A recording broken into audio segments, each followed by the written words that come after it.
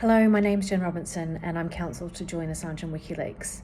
I was asked to speak at the Behind the Mask conference on whistleblowing and the importance of this case, but unfortunately due to internet connection issues I was unable to properly participate, so I've recorded this video for the conference to be able to share. First, I want to congratulate the organisers on an excellent conference and an all-women panel, and to pay tribute to the women that I shared this platform with.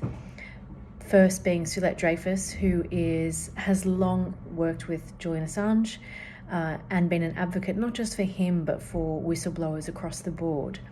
Second, Stefania Marizzi, who is a remarkable investigative journalist who is also a client of mine, who has done the most important and impressive work on documenting the human rights abuse that has taken place in Julian's case and documenting this story.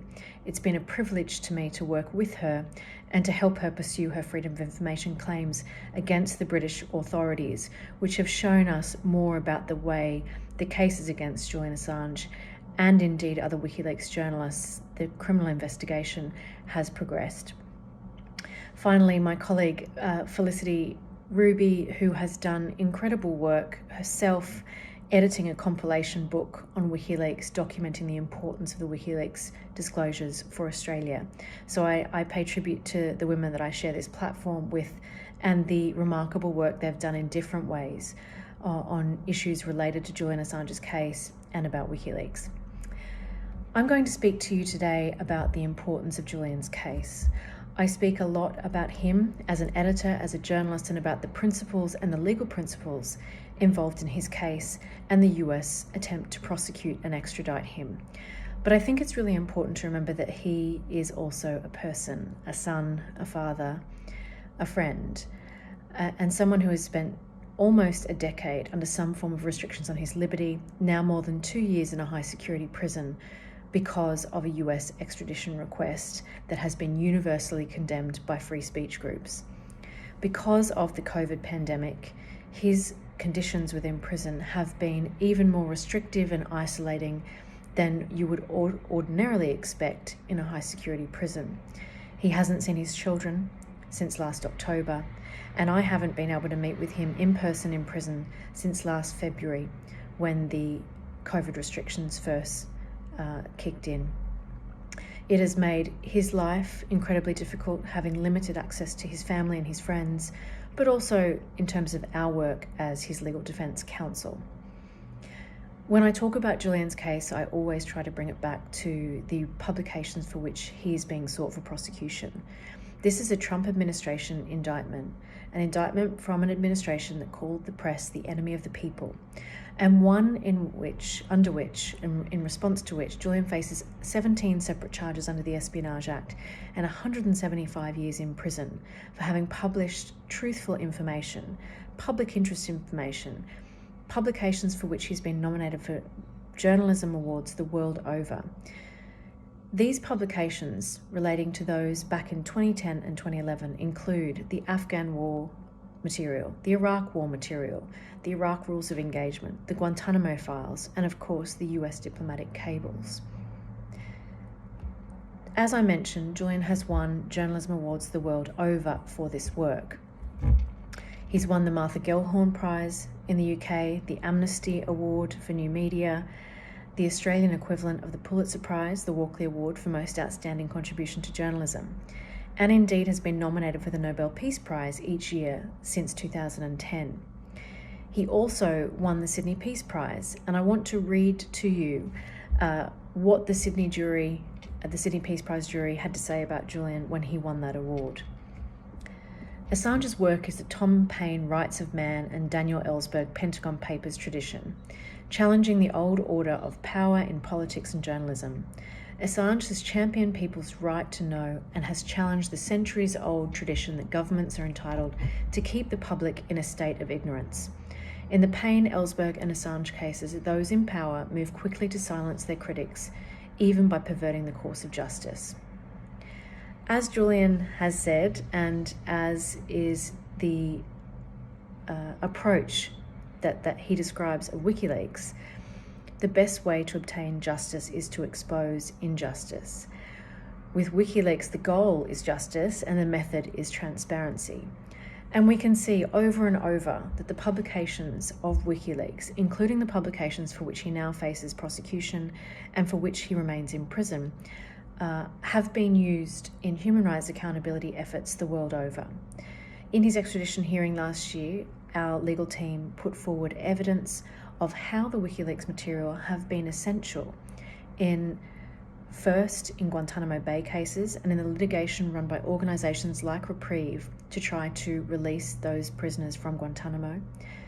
We've heard evidence about how important the WikiLeaks publications were with respect to, for example, drone strikes in Pakistan and changing the public conversation around that in Pakistan and elsewhere, and then also being used by human rights groups in Pakistan in seeking to have prosecuted the CIA officials who were responsible for those extrajudicial killings of Pakistani citizens. In my own work, I have seen the WikiLeaks cables cited in human rights cases around the world, and indeed in my own cases.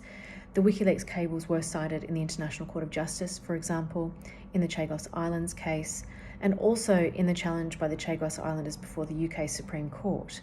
As a result of that ruling, WikiLeaks materials were found to be admissible in the British courts as evidence, and no doubt that means that more and more in cases in the UK and around the Commonwealth, we will be seeing WikiLeaks material being cited in cases to hold governments to account for human rights abuse.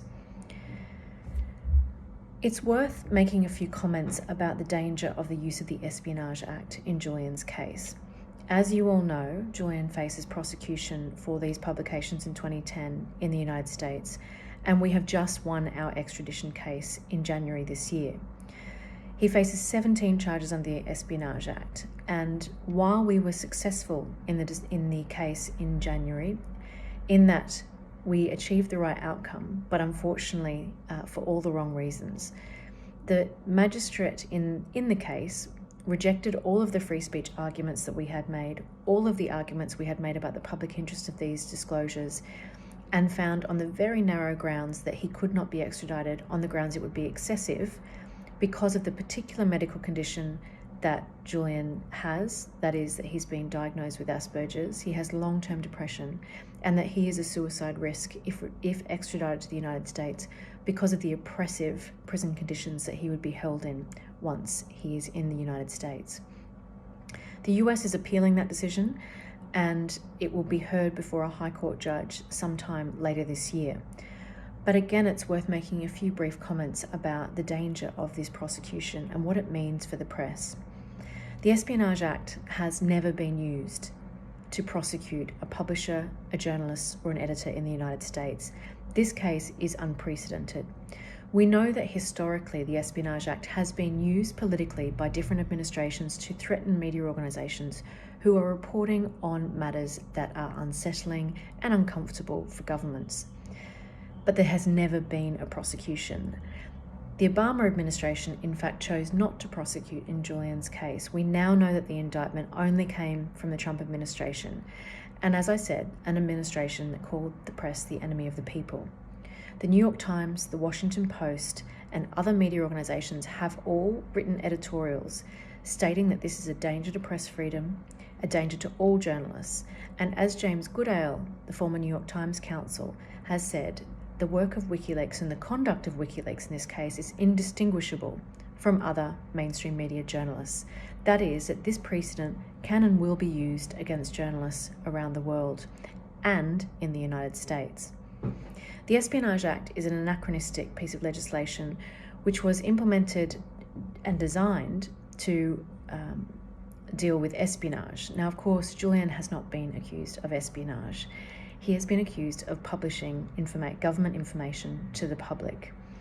It is a dangerous precedent, and one not only dangerous for all American journalists if this goes ahead, but also for journalists everywhere.